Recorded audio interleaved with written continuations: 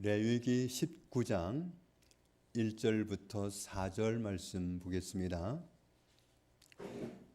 여호와께서 모세에게 말씀하여 이르시되 너는 이스라엘 자손의 온 회중에게 말하여 이르라. 너희는 거룩하라. 이는 나 여호와 너희 하나님이 거룩함이니라. 너희 각 사람은 부모를 경외하고 나의 안식일을 지키라. 나는 너희의 하나님 여호와이니라.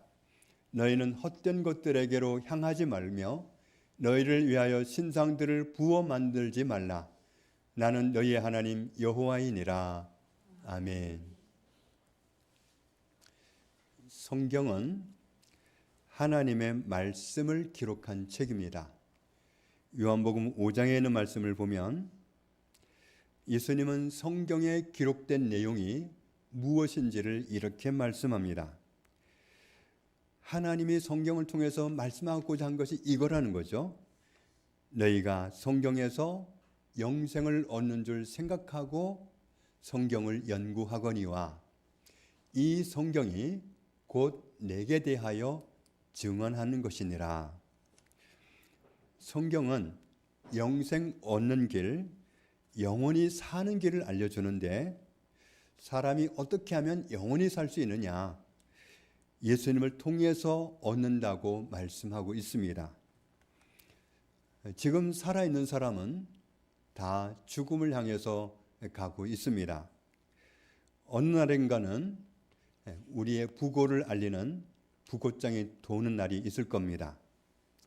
그런데 성경은 이 세상에서 살다가 사라져야 하는 죽음이 전부가 아니고 또 하나의 죽음, 두 번째 사망이 있다는 사실을 말씀하고 있습니다. 하나님은 우리를 창조하신 분이시고 우리에게 생명을 주시는 분입니다. 우리의 맨 처음 조상이었던 아담과 하와가 사탄에게 속아서 하나님의 통치를 거부하면서 그 결과로 마음으로 하나님과 헤어졌습니다. 하나님께 죄를 지은 이후에도 계속해서 하나님이 창조하신 모든 것을 사람은 누리고 있습니다. 하나님이 공급해 주시는 모든 것을 누리고 있고 하나님의 은혜로 살아가고 있습니다.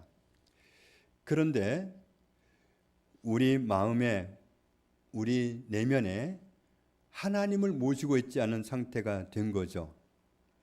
하나님의 창조를 받았고 하나님이 창조하신 세상에 살고 하나님이 공급하시는 모든 것으로 살고 심지어는 하나님의 은혜로 살아가면서도 하나님을 알지 못하는 정말 아이러니한 상태에 빠지고 만 겁니다. 죄의 삭선 사망인데 하나님이 말씀하시는 사망은 우리가 이 세상을 떠나는 그 사망을 말씀하는 게 아니고 두 번째 사망을 말씀하는 겁니다. 모든 사람이 하나님께 죄를 지었으니 육신의 죽음이 닥치면 우리의 영혼은 하나님께로 가서 심판을 받게 되고 그 심판을 받아서 하나님이 계시지 않는 곳으로 영원히 추방을 받는 것, 하나님과 영원히 헤어지는 것, 그게 바로 성경이 말씀하는 사망이고 두 번째 사망을 말씀합니다. 요한계시록 20장을 보면 또 내가 크고 흰 보좌와 그 위에 앉으신 이를 보니 땅과 하늘이 그 앞에서 피하여 간데 없더라. 얼마 시간이 지나면 이 세상에 종말이 오는데 그때는 우리가 사는 이 세상이 흔적도 없이 사라진다는 거죠. 또 내가 보니 죽은 자들이 큰 자나 작은 자나 그 보좌 앞에 서 있는데 책들이 펴 있고 또 다른 책이 펴졌으니 곧 생명책이라. 죽은 자들이 자기 행위를 따라 책들에 기록된 대로 심판을 받으니 바다가 그 가운데에서 죽은 자들을 내주고 또 사망과 음부도 그 가운데에서 죽은 자들을 내주매 각 사람이 자기의 행위대로 심판을 받고 어디서 죽었든지 어떻게 죽었든지 죽은 사람이 어디서 죽었는지 흔적도 모른다 할지라도 다 죽은 자들을 내줘서 심판을 받게 된다. 사망과 음부도 불못에 던져지니 이것은 둘째 사망 곧 불못이라. 누구든지 생명책에 기록되지 못한 자는 불못에 던져지더라. 하나님께 심판을 받았을 때 너는 죄인이다 하는 이 판결을 받게 되면 하나님을 영원히 떠나게 되고 하나님이 계시지 않는 영원한 형벌의 장소인 지옥으로 가게 됩니다. 육신의 죽음은 호흡이 멎는 고통은 있을지 몰라도 사실 그것은 큰 문제가 되지 않습니다. 지난주에도 말씀드린 것처럼 세상의 역사가 끝날 시점에 주님이 다시 오시는데 우리 주님이 다시 오시면 그때는 죽은 사람들이 믿는 사람이든 믿지 않던 사람이든 다 부활합니다. 그렇기 때문에 사실 육신의 죽음은 중요하지 않습니다. 문제는 영혼이 내가 하나님 앞에서 어떤 판결을 받느냐가 중요합니다. 하나님과 영원히 함께 하지 못하는 것, 그것이 두 번째 사망입니다. 하나님과 영원히 헤어지는 것, 그게 둘째 사망인 거죠. 그리고 그것을 성경은 멸망이라고 말씀합니다. 우리가 창세기를 통해서 살펴보았듯이 하나님은 우리와 함께 살아가는 하나님의 나라를 꿈꾸셨는데 사람이 하나님의 통치를 거부하는 사고를 일으키면서 하나님은 우리와 거리를 두게 됐습니다. 왜냐하면 죄인은 하나님 앞에 있으면 바로 죽음이기 때문에 우리를 살리시기 위해서 거리를 띄워두신 겁니다. 그렇지만 하나님이 우리에게 그 순간부로 모든 관심을 끊었다든지 모든 혜택을 다 없앴다든지 전혀 그렇지 않았습니다. 하나님의 은혜가 아니면 사람은 살아갈 수가 없습니다.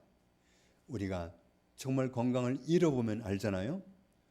호흡하는 거 그거 아무것도 아닌 것 같지만 호흡하는 게 하나님의 능력입니다. 정말 이 눈에서 눈물이 흐르지 않는 거 그런 일로 고통하는 분들도 있어요. 눈물샘이 막혀가지고 정말 모든 것 어느 하나도 하나님의 은혜가 아니면 우리는 온전할 수가 없습니다.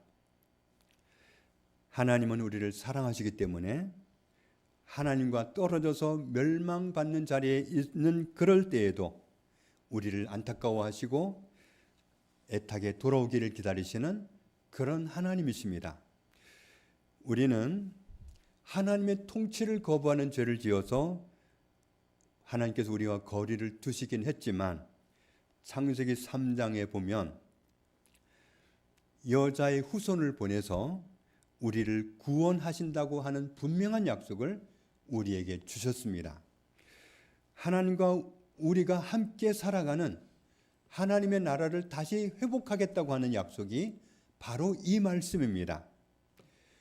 누가복음 15장에 집 나간 아들을 애타게 기다리는 아버지가 나오는데 이 아버지는 하나님입니다.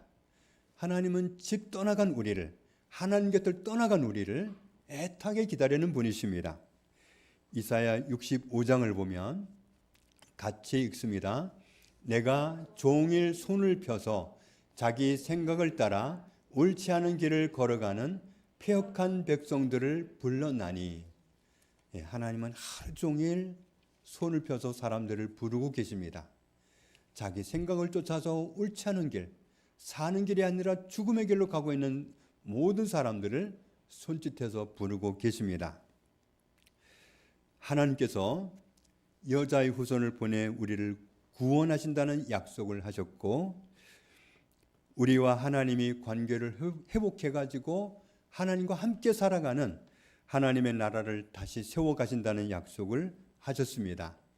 그리고 그 구원을 이루어 가시는 과정으로 아브라함을 만나시고 이삭을 만나시고 야곱을 만나시는 그런 진행 과정을 창세기를 통해서 우리에게 보여주셨습니다. 아브라함의 자손, 이삭의 자손, 야곱의 자손, 나중에는 이름을 바꾸셨기 때문에 이스라엘 자손을 하나님의 나라로 삼으셨습니다. 아브라함과 아브라함의 자손에게 하나님이 함께 하신다. 복을 주신다. 수를 헤아릴 수 없는 자손을 주겠다. 복의 근원을 만들겠다. 존귀한 이름이 되게 하겠다. 이런 복을 약속하셨습니다. 이삭에게도 야곱에게도 이 약속을 계속 동일하게 반복해서 하시면서 강조하셨습니다. 입으로 방정 떨지 말라는 말들을 합니다. 방정이란 말은 진중하지 못하고 경망스럽게 하는 말이나 행동이라고 합니다. 사람이 노년에 너무 늙어서 자녀를 낳으면 그 자녀가 온전하지 못하다, 그 자녀가 정말 부실하다, 이런 말들을 들었습니다만, 그런 말이 진리라면 하나님이 아브라함 가문에 엄청난 실수를 하신 거죠. 기왕에 자녀를 줄 거면 좀 온전할 때 주시지 왜 100살 때 주십니까? 사라가 90살에 이삭을 얻었는데 만으로 90이니까 한국 나이로 하면 91살입니다. 왜 그런 노년의 아들을 낳게 합니까? 노년에 낳는 아들이 정상이 아니라면 그런 말은 세상 사람들이 하는 말이고 진리가 아닙니다. 창세기 35장을 보면 이삭은 180세까지 살았으니 장수한 사람입니다. 그러니 우리는 생각 없이 방정 떠는 세상 말을 우리 입으로 굳이 할 필요가 없습니다. 창세기, 출애굽기, 레위기, 민수기, 신명기, 창세기부터 신명기까지 원래는 5권의 책이 아니라 한 권의 책으로 되어 있기 때문에 모세오경이라고 부릅니다. 쉽게 찾아보기 위해서 이렇게 5권으로 나누어 놓은 거지 원래는 한 권이었습니다. 모든 성경이 처음에 기록될 때는 맨 처음 읽어야 할 독자가 있다고 그랬죠. 그래서 그 독자를 원독자라고 합니다. 모세오경의 원독자는 출애굽한 이스라엘 백성들입니다. 그렇다고 해서 모세오경이 이스라엘 백성들이 원독자니까 이스라엘 백성들에게만 해당된다, 그렇게 말할 수 없습니다. 왜냐하면 모세오경 속에는 하나님의 자녀들, 하나님의 백성들에게 하시는 많은 말씀들이 기록되어 있는데 하나님의 자녀들에게 하시는 말씀은 이스라엘 백성들에게만 해당되는 게 아니라 모든 하나님의 자녀들에게 해당되잖아요. 예를 들어서 제가 아들이 10명 있다고 하면 제가 큰아들한테 어떤 말을 했습니다. 앞으로는 이렇게 살아야 된다. 남의 것을 훔치지 말아라. 이런 말을 했다고 하면 그 말은 큰아들만 해당되는 게 아니잖아요. 나머지 9 아들들도 그 말을 들으면서 아, 남의 거 훔치면 안 되는구나 새길 거 아닙니까? 마찬가지예요. 이스라엘 백성들에게 하신 그 말씀은 모든 하나님의 백성들에게 동일한 자녀이니까 다 해당되는 말씀입니다. 그러니까 모세오경은 원독자인 이스라엘 백성들에게만 해당되는 게 아니라 우리도 하나님의 백성이고 하나님의 자녀이기 때문에 우리에게 똑같이 적용해야 된다는 점에서 하나님의 말씀은 모든 사람에게 또한 적용되어야 된다는 것을 우리는 알아야 됩니다. 창세기를 통해서 하나님은 이스라엘 백성들이 자기가 누구인지 정체성을 갖기 바라셨습니다. 그들은 하나님이 그들과 함께 살게 하시려고 하나님의 형상대로 지어진 사람들이란 사실, 그 사실을 알기 바라셨고, 그리고 아담 때 하나님의 통치를 거부해서 하나님의 임재와 통치와 하나님의 안식을 상실하게 되는 사건이 생겼다는 사실도 알려주시면서, 그렇게 되었지만 하나님은 여자의 후손을 보내서 너희를 구원해서 다시 하나님의 나라 백성으로 삼는다는, 하나님의 나라를 다시 회복한다는 약속을 하셨고, 그 언약 안에서 너희가 태어났고 너희가 부름을 받았다는 사실을 창세기를 통해서 말씀해 오신 겁니다. 우리와 함께 살아가는 하나님의 나라를 회복하시려고 여자의 후손을 보내서 구원하시고 그렇게 진행하는 것을 말씀에 오셨던 겁니다. 그들의 조상 아브라함, 이삭, 야곱을 만나 주시고 그들과 그들의 자손을 하나님 나라 백성으로 부르셨다는 사실을 이스라엘 백성들에게 누누이 말씀하셨던 겁니다. 그리고 언약에 신실하신 하나님이 애굽에 매여서 고통당하던 이스라엘 백성들을 하나님의 주권과 권능으로 약속하신 언약대로 해방시켜 주시고 그들을 애굽에서 탈출하게 해 주셨습니다.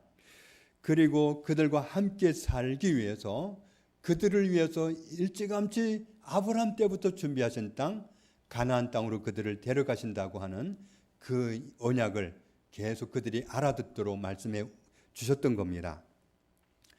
이스라엘 백성들은 하나님의 백성인데 어떻게 하나님을 섬겨야 될지를 모르잖아요.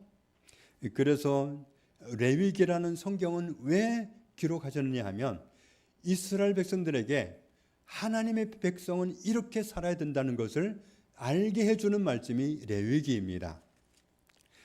이스라엘 백성들이 광야길을 가는 동안에 천막치고 살았는데 하나님은 이스라엘 백성들 대표를 이스라엘 백성들 전체를 대표해서 하나님을 만날 수 있도록 그리고 보이게 만나는 것을 이스라엘 백성들에게 알게 해주시려고 그들에게 하나님과 만남의 장소인 천막을 별도로 만들게 해주셨는데 그것을 성막이라고도 하고 회막이라고도 합니다. 출애굽한 지 2년 되었을 때 그 회막이 성막이 완성되었습니다. 출애굽기 40장을 보면 성막이 완성되었을 때 구름이 그 하나님을 만나는 그 회막에 덮였고 하나님이 그곳에 임하셨습니다. 하나님의 임재가 그 성막 안에 가득 임하시니까 모세가 그 성막에 감히 들어갈 수가 없었다. 하나님의 임재가 강하게 임하면 그 자리에 들어가기가 어렵습니다. 모세가 그런 상황이었다는 거죠. 레위기 1장을 보면 성막에 임하신 하나님이 모세를 그곳으로 부르시고 모세에게 말씀하시는데 이 레위기를 통해서 하나님은 이스라엘 백성들에게 이렇게 살아라 하는 것을 말씀하시기 위해서 모세를 부르신 겁니다. 이스라엘 백성들이 어떻게 하나님을 섬겨야 되는지 그것을 알려주셨는데 레위기 전체의 주제는 거룩입니다. 하나님이 거룩하시니 너희도 거룩하라. 이것이 레위기 전체를 가고 있는 흐름입니다. 그래서 레위기는 하나님의 백성이 더럽혀졌을 때 어떻게 거룩해질 수 있는지 그리고 거룩하게 된 하나님의 백성이 어떻게 계속해서 거룩을 유지하고 살아갈 수 있는지 이것을 기록한 책이 레위기입니다.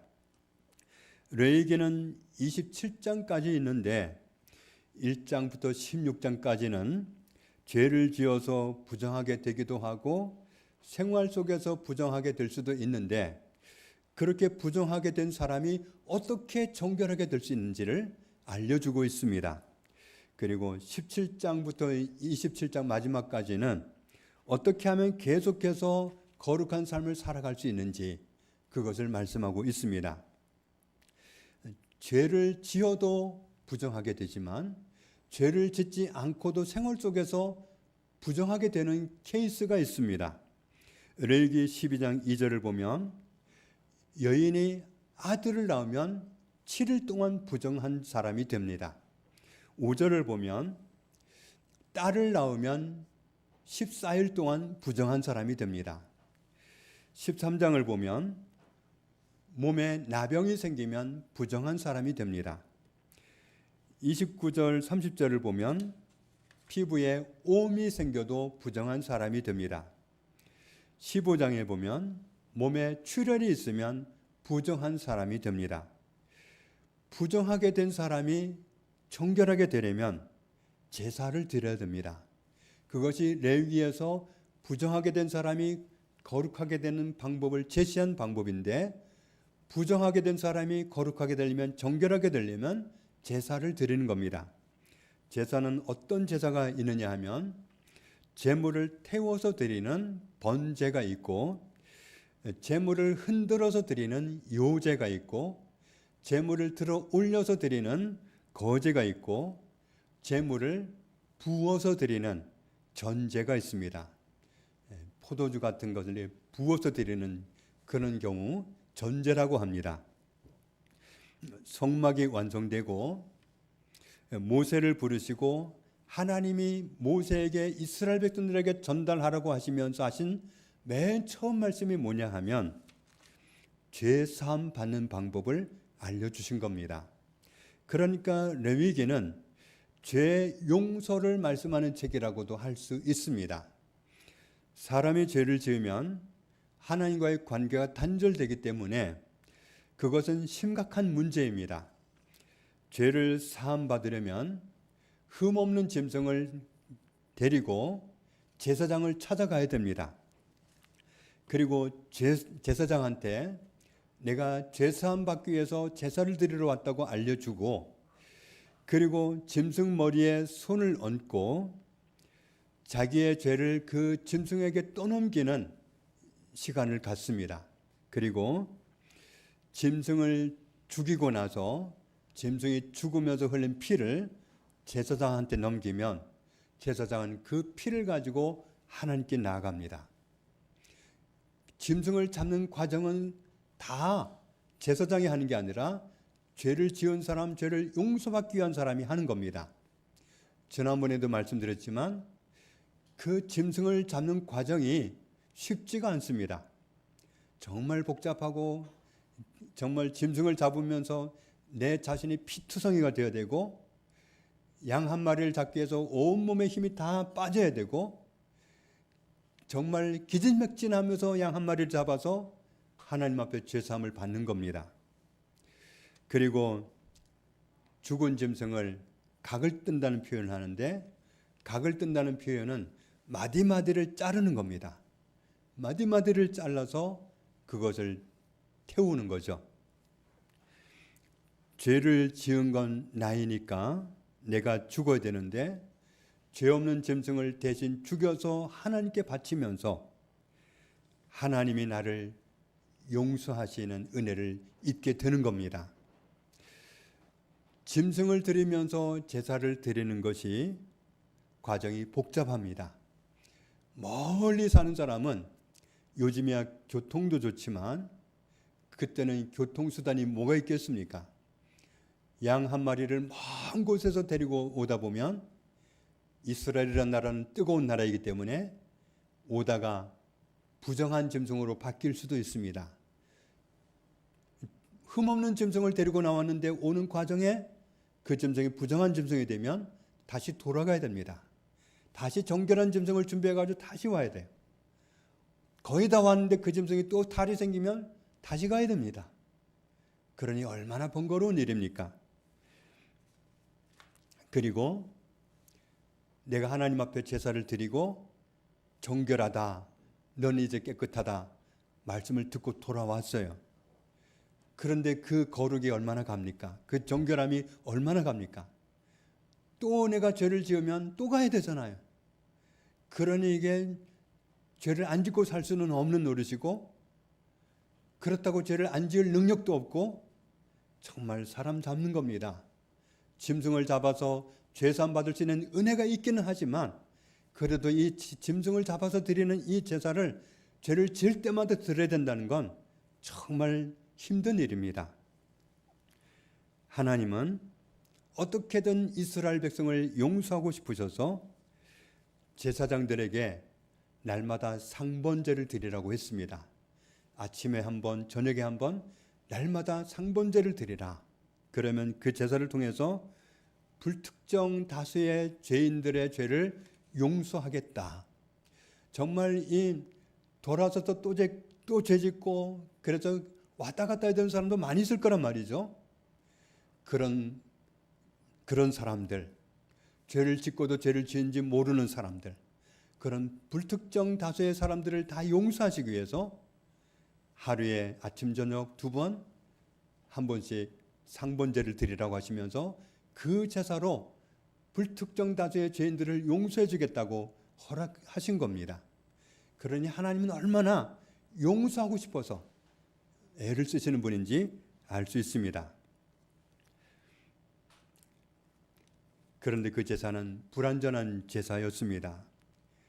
히브리서 9장을 보면 성령이 이로써 보이신 것은 첫 장막에 서 있을 동안에는 성소에 들어가는 길이 아직 나타나지 아니한 것이라.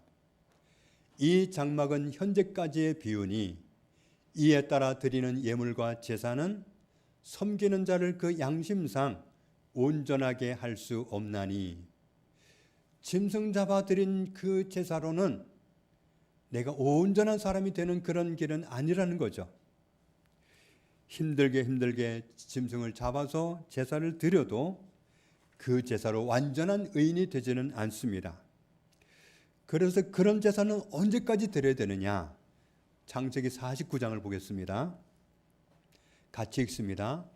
규가 유다를 떠나지 아니하며 통치자의 지팡이가 그 발 사이에서 떠나지 아니하기를 실로가 오시기까지 이르리니 그에게 모든 백성이 복종하리로다.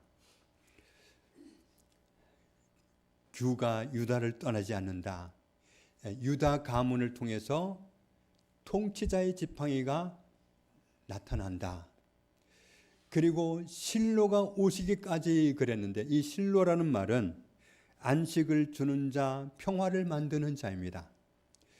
그리스도가 오실 때까지 그 제사는 반복됐던 겁니다. 예수 그리스도가 오신 이후로는 제사가 필요가 없어졌어요. 레위기 17장부터 마지막 장까지는 거룩을 유지하는 방법을 말씀했다고 했잖아요. 그 말씀에 이어지는 말씀이 오늘 레위기 19장인데, 너는 이스라엘 자손의 온 회중에게 말하여 이르라. 너희는 거룩하라. 이는 나 여호와가 너희 하나님이 거룩함이니라. 거룩은 분리, 구별 이런 뜻이 있습니다. 생각하는 것이 남다릅니다. 말하는 것이 틀립니다. 말투가 다릅니다. 돈을 쓰는 방법이 다릅니다. 대개는 나를 위해서 돈을 쓰는데, 그런데 어떤 사람을 보니까 돈을 자기를 위해서 잘 안 쓰고 필요한 다른 사람을 위해서 씁니다. 다른 사람이 크게 실수하는 걸 봤는데, 분명히 봤는데 크게 혼쭐을 내주고 화를 낼 법한데 버럭 화를 내지도 않고 넘어갑니다. 우리는 하나님의 자녀이고 하나님의 백성이고 하나님 나라에 소속된 사람입니다. 그러니까 어떤 법을 가지고 살아가느냐 하면 하나님의 법을 가지고 살아갑니다. 그러니까 레위기 17장 이하에는 하나님의 말씀대로 살으라는 겁니다. 거룩을 유지하기 위해서. 요한복음 4장에 영과 진리로 예배하는 사람을 찾으신다고 말씀하셨고, 하나님은 영이시기 때문에 예배하는 사람은 영과 진리로 예배하라고 하셨습니다. 성령님의 가르침과 성령의 능력을 힘입어서 나의 일상의 삶에서 하나님이 옳다 하실 것, 하나님이 선하다 하실 것, 하나님이 바르다 하실 것, 하나님이 좋다 하실 것, 그런 걸 선택하고 그런 길로 나가는 이런 삶을 말씀하시는 겁니다. 이런 삶을 선택하는 것이 영과 진리로 예배하는 겁니다. 로마서 12장에도 이 말씀을 하고 있는 거죠. 삶으로 드리는 예배가, 삶 속에서 하나님이 원하시는 선택을 하고 하나님이 원하시는 모습으로 살아가는 것, 이것이 삶으로 드리는 예배인데, 하나님은 이런 예배를 원하신다.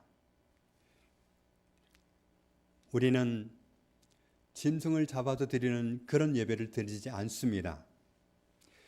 히브리서 9장에 여자의 후손으로 오신 예수님이 짐승의 피가 아닌 자기의 피로 우리의 죄를 다 용서받게 길을 열어놓으셨기 때문에 우리는 짐승 제사를 드릴 필요가 없습니다.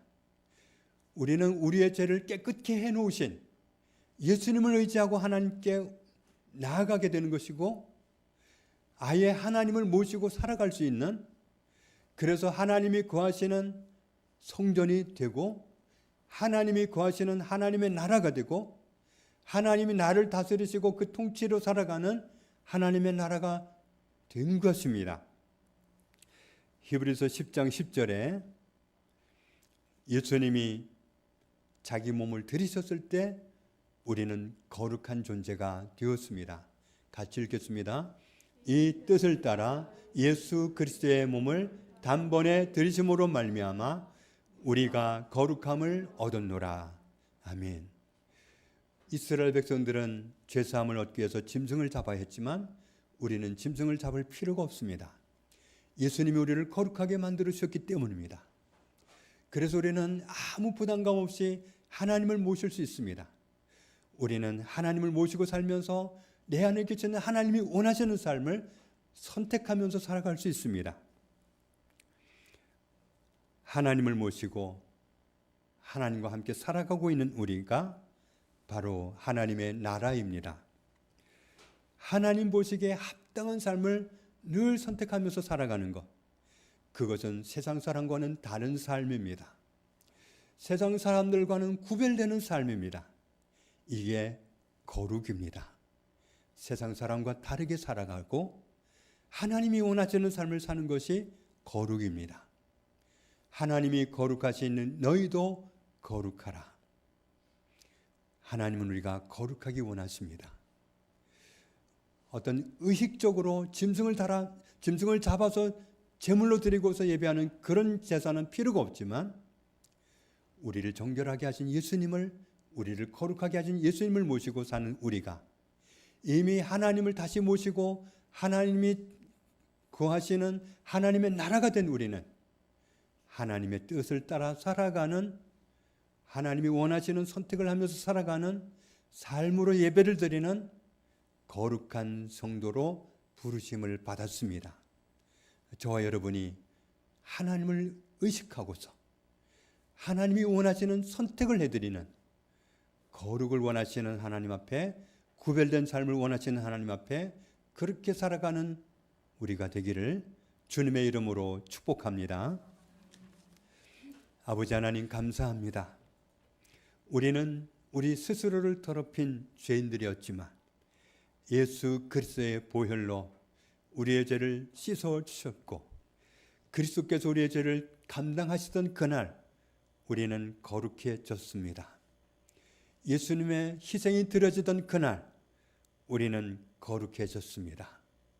그래서 우리는 하나님을 모실 수 있게 되었고, 하나님이 임하셨으니, 하나님의 통치를 받아들였으니, 하나님의 안식을 누리게 되었으니 하나님의 나라가 되었고 그 은혜를 누리게 된 것을 감사합니다.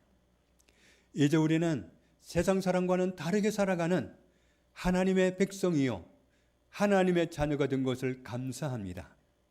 하나님의 소유된 백성이 되었으니 하나님이 거룩하신 것처럼 너희도 거룩하라 하신 말씀, 그 의미를 깨달아 알게 해주시고 하나님이 원하시는 거룩한 성도로, 거룩한 자녀로 살아가는 일상의 삶으로 구별되고 원하시는 삶을 살아가는 저희들이 되게 하여 주옵소서.